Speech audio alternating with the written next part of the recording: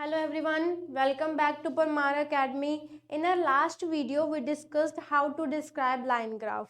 We have also discussed the sentence structures and vocabulary and also a sample of line graph in our last video. In this video, we will discuss how to describe maps in our IELTS Writing Task 1. So let's get started. First, we will discuss the types of map questions which we could have in our IELTS exam. The first one is single map. It is very less probable that we get only a single map to explain in our IELTS writing task exam. In this question, we have only one map. We have a map of a town. It could be in the present, most probably in the present tense. We have to describe the facilities with their location. For this these kind of task, we use only present tense, the simple present.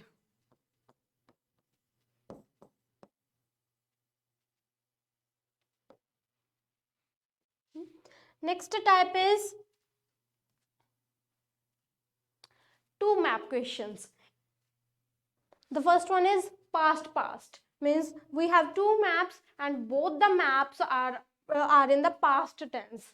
For instance, here we have a map of a town, Portview town in 1990, and the second one is of the same town in 2010.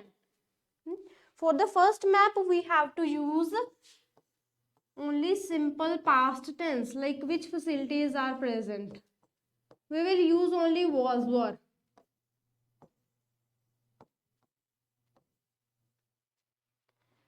However, for the second map, which is also in the past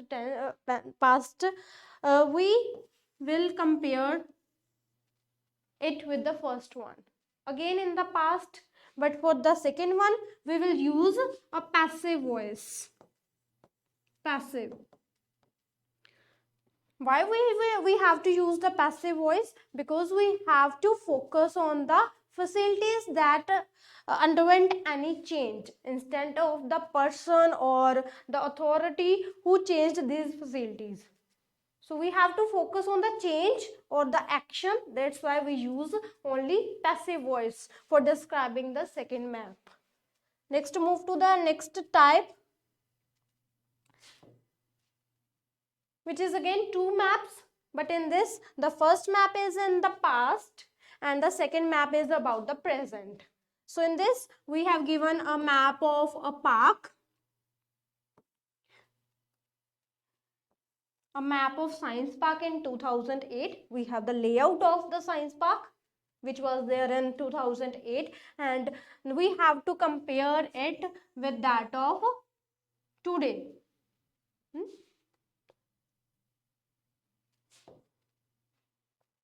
A last type of the map questions which we could have is again the two maps. Out of these two maps, the first one is in the present, means the facilities which are already available, and the second one is about the future, means we can say the plan for the future or the development that could happen in the future. So for this, the first map, we will describe the first map in the present tense, again the simple present. And for simple present, we use is and are. And the second map is about the future. For that, we need to use future tense and the passive voice. Like what kind of facilities will undergo any change. Now we will discuss vocabulary for maps. First one is the vocabulary for location. For any facility where it is located, and for mentioning that location or the direction, we also need some prepositions. So first we will discuss directions. Directions could be north, south, east, west. Here is our cardinal directions: north, The upward arrow indicates the north direction and the downward one indicates the south. Here we have east and there is west. Except these four, we also have four directions that are northeast. Here we have northwest. Here is southeast and southwest. We always have to take care that it is mandatory to write north and south before other two directions. Like it is always northeast and northwest and southeast and southwest. East north, west north, these are incorrect forms. And north south and east west, these two directions are impossible to mention continuously. Or we can say simultaneously. North south direction doesn't exist. Similarly, east west, it doesn't exist. So here we have these directions. Except these, we can also use left, right, center or middle. The prepositions which we can use are in, to, at, on, beside, by, of and from. These prepositions which we can use for describing the location of any facility or the area. Next we will discuss the vocabulary to describe the changes. For instance, we have some facilities or some buildings in the past but that undergo any change. So to describe the changes, we have different vocabulary. First one is the changes which happened in the buildings or for the buildings. So the verbs which we can use for buildings are these one. For expanding, like we have any building that expand, means the area of any building increase. For that we can use enlarged, expanded or extended, developed, made bigger. And if any of the facility is removed, for that we can use demolished or knocked down or flattened or removed. We can use these verbs. Next, if the new facilities or new buildings are added, so we can use the new facility or new building has been constructed or was constructed or will be constructed depending on the tense of the second map. We can also use built, erected, introduced or added. And if any building undergo any change or it is changed into something else, so we can say it is converted into or redeveloped into, replaced with, modernized, renovated. Renovated or modernized, one and the same thing. These are synonyms, so we can use them alternatively. Made into. So these are the verbs which we can use to describe the any change for the building. Next, we will describe the changes that happen to the trees and forest. Trees and forest, there are only two options that could happen. Either they can be removed or they can be added. So for removing, we can use cleared, cut down, chopped down or removed. And for adding, we can use planted or grown. The next is verbs which we can use for describing the change in roads, bridges and railways. For that, we can say, for expanding, if the length of a road increased, we can say it expanded or extended in any particular direction. If any road or any bridge removed, so we can say it has been removed or it removed or it will be removed, depending on the tense again. If a new facility, a new road, new railway or new bridge is added, we can say it is constructed or built. Next is the verbs which we can use to describe the changes in leisure facilities. If any of the leisure facilities has been removed, we can say, we can use only this verb. But for adding, we can use opened, set up, installed, debugged, or added. So these are the verbs which we can use for describing the changes. Next is the structure of task 1. This one is the same as we have discussed in our line graph. First, we have introduction. In introduction, we just need to paraphrase the question part. Second one is the overview, in which we have to describe the general informations. In case of maps, we will describe the general changes that happened in the second map. And last two are the body paragraphs, body paragraph 1 and body paragraph 2, in which we will explain the layout of the maps in detail.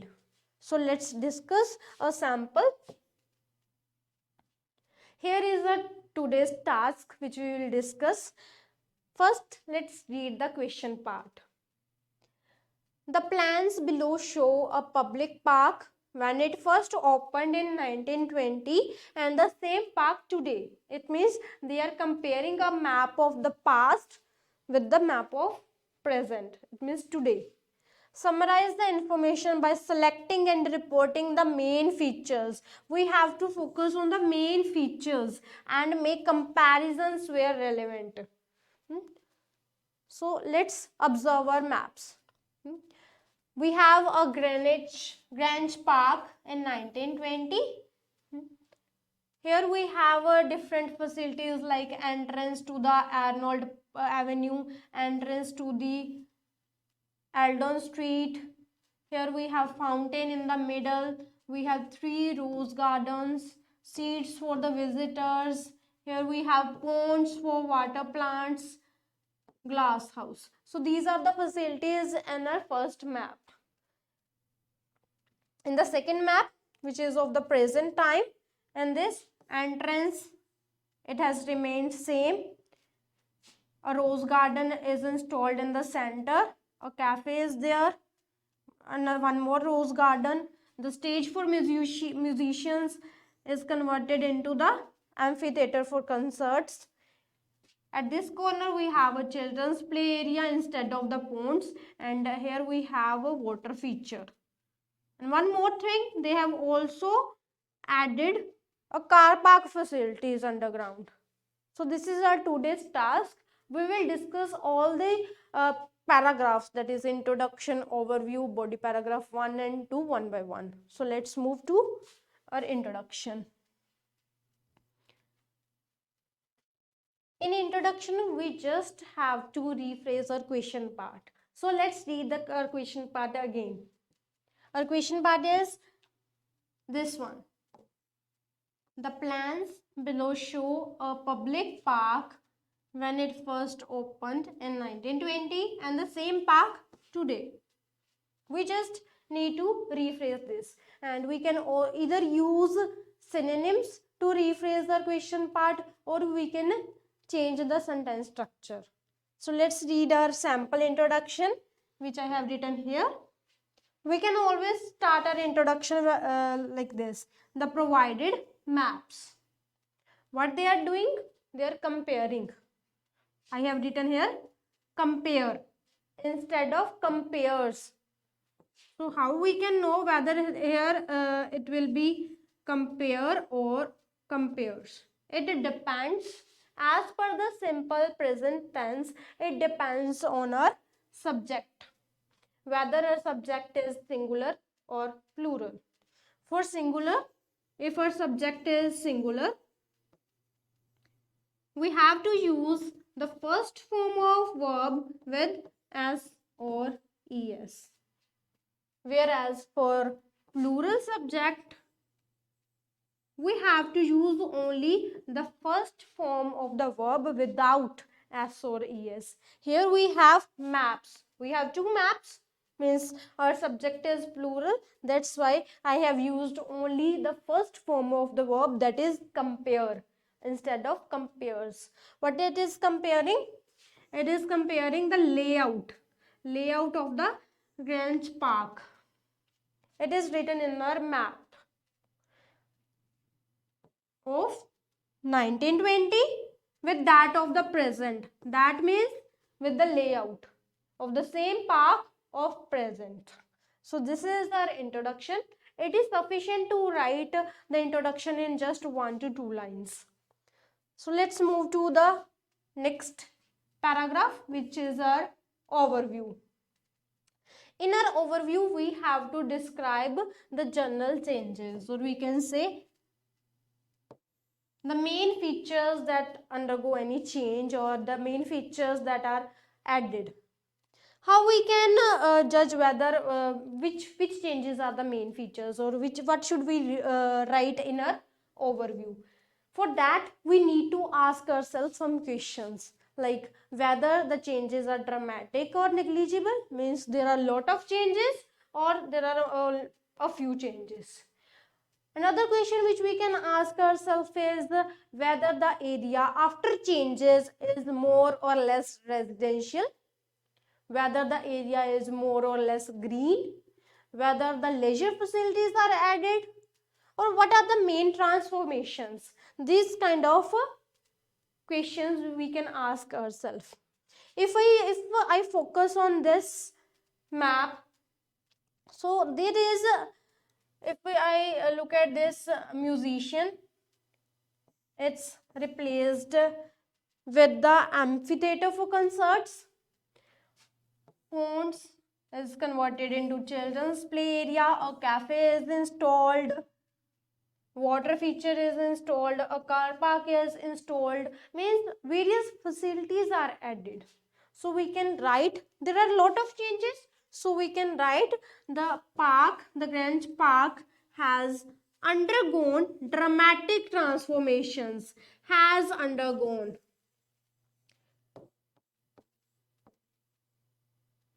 I have used present perfect tense, in which we need to use either has or have with the third form of the verb. This park has undergone dramatic, means there are a lot of transformations. Transformations means changes with main focus on. Means in our overview we have to write two things, whether there are dramatic transformations or negligible transformation, and what is the main focus of these changes. What is the main focus? With the main focus on adding facilities such as cafe, theatre, playground and parking. So using these two parts, we can easily write our overview. The first is the changes, whether the changes are dramatical or negligible. We can also use a word substantial. Substantial instead of dramatic. Grange Park has undergone substantial transformations with main focus on adding facilities such as cafe, theatre, playground and parking. So this is our overview for our today's task. Now let's move to the body paragraph 1.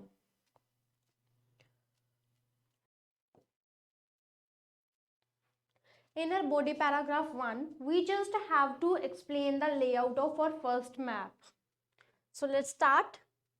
Here is our first map, that is the map of 1920. We can start our body paragraph like, it is evident from the first map that the park was opened in 1920, as they mentioned it in our question part. The park was opened in 1920. We can use a complex structure while describing the layout of just one map. How? This one, while or whereas. How we can use this structure? We can compare the facility which is available in the north to that in the south. Means what is available, what is given in the north direction, we can compare that with the thing or the facility or the building or anything that is available in the south direction. So we can use it in the contrasting form, like I have written here. The entrance to the Arnold Avenue, here is the Arnold Avenue. The entrance to the Arnold Avenue was in the north direction, whereas the entrance to the Alden Street. Here we have Alden Street was in the south direction. So we can compare what is given in the north with what is given in the south. Another thing is which we can use in our structure, in our BP1 is to use, we have to take care as this this map is given, the layout is given of 1920, so we have to use the past tense. Simple past, it means was or were. That's why I have written was. Next thing is, before reading further, you have to understand one thing. We can also use in and to with their cardinal directions. Like something is present in the north direction, something is present to the north. So what is the difference? In the north, to the north. Similarly, something is present in the south, southeast, southwest, northeast, northwest. Similarly, we can also use to the north, to the south, to the northeast, to the northwest, to the southeast, to the southwest. So what is the difference between these two prepositions and where to use which one? So look at our map. If we are saying that something is present in the north of the whole map, like we have this entrance in the north direction of our park, so we will use in. Something is present when we relate that facility to our park, then we can say, we can use this verb preposition in. But when we have to say the entrance, we have to compare the location of the entrance to that of the fountain. So we, at that time, we will say the entrance to the Arnold Avenue is located to the north of fountain. To the north of fountain or in the north of the park. So let's discuss it again. Let's say we have this stage for musicians. We can say it is located, first we have to know the cardinal directions, north, south, east, west. So this one is the west direction. So we can say stage for musician is located in the west of the park, in the west of the park. But when we have to compare the location of the stage, when we have to mention the location of this stage to that of the fountain, then we can use this stage is, was located to the west of the fountain. So this is the main difference between two prepositions, in and to. So let's read further. There was a fountain in the middle of the park. We have to describe all the facilities. We have to describe the layout of this map only. Stage for musicians was situated to the west of the fountain.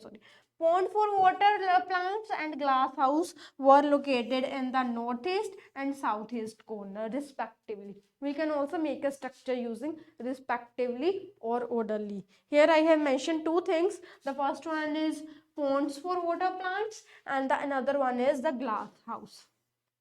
As per our cardinal directions, which are north, south, east, west, this corner is a northeast and this corner is a southeast. So we can mention any two facilities together using respectively the pond for water plants and glass house. These were situated in the northeast and southeast corner respectively.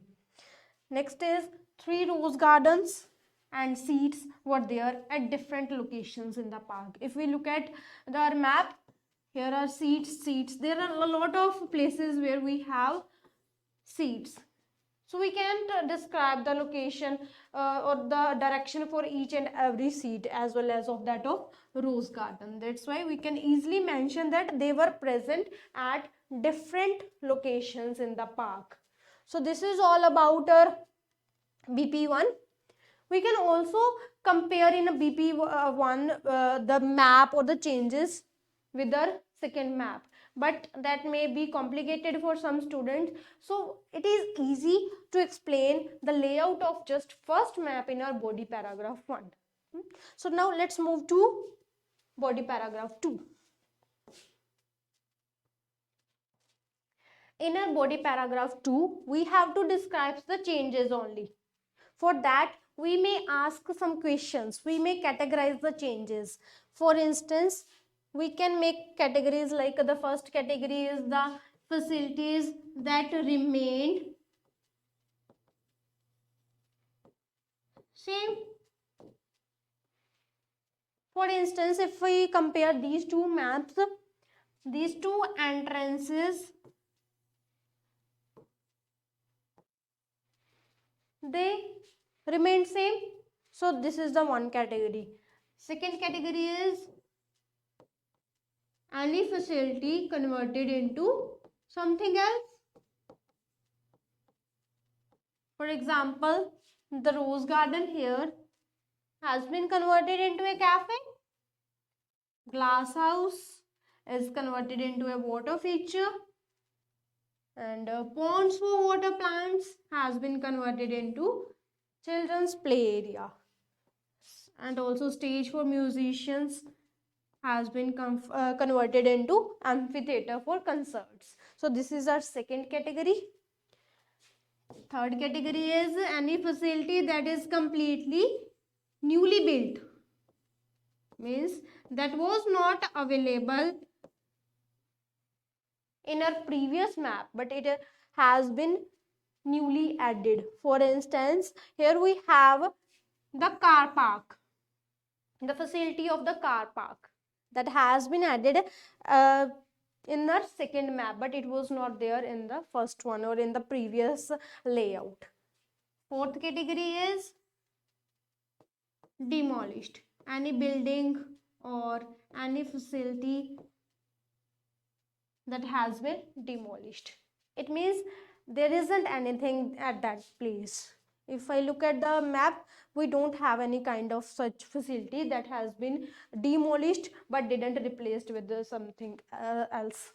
Next is our category. We can make the facility that has been expanded or extended, means anything or whose area has been increased. This we also don't have such kind of any facility. So we have only these three categories. The first one, the things which remain same, and the second is which are converted into something else or replaced with something else. Third one is that are completely newly added. So let's write the BP2. For BP2, we have to use the passive voice because we are comparing, but you have to take care that whenever you are writing something that remained same, that facility or that is not changing, that thing you will mention in the active voice. For instance, let's read, at present entrance to the Arnold Avenue and Alden Street has remained same. I have using the present perfect tense, and for the active voice we need to write has have plus third form of the verb, and in the passive we have to write has or have plus been plus third form of the verb. So this is the difference between active and passive. Next thing is fountains has been replaced with a rectangular rose garden. Here we have a fountain which has been replaced by a rectangular rose garden which is surrounded by seats for the visitors. So this is the layout of a park, so we can use the verb visitors. Next is glass house and ponds. Pond have been converted into water feature and children's play area orderly or respectively. It means first we have written the first we have written the glass house which has been converted into water feature. Then I have written pond which has been converted into a children's play area. That's why I have to write a word orderly or respectively. Next is, here we have stage for musician. In the place of stage for musician, amphitheater for concert has been constructed. We can also mention reason if you know, otherwise you can skip, to accommodate more crowd or more visitors. Car park facility has been established underground. This is the newly built or newly added facility. Cafe has taken the place of one of the rose gardens. So it could be easy for you if you categorize the facilities or the changes that happened in the second map as compared to the first one. So this is the end of our body paragraph 2. Now we have the complete sample of our task. You may take the screenshot of this task. Please take it. Thank you. So this is the end of our today's task, which where we have discussed a map, the vocabulary and tense, various kind of the voice. Even we have discussed the grammar in between. And at the last, we have discussed a sample of our map. Thank you.